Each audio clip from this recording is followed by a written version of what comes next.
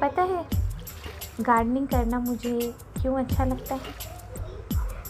क्योंकि ये मुझे सबसे ज़्यादा सुकून देता है। गार्डनिंग करना मेरे लिए टाइम पास नहीं है, ये मेरे लिए दिन भर जब भी मुझे सुकून चाहिए होता है ना, जब भी मुझे टेंशन होती है, मैं इन प्लांट्स के बीच में होती हूँ और मुझे लगता है कि ये प्लांट्स भी मुझसे बातें कर रहे हैं और पता नहीं मुझे कितना सुकून मिलता है इनके साथ। क्या आपको भी ऐसा लगता है?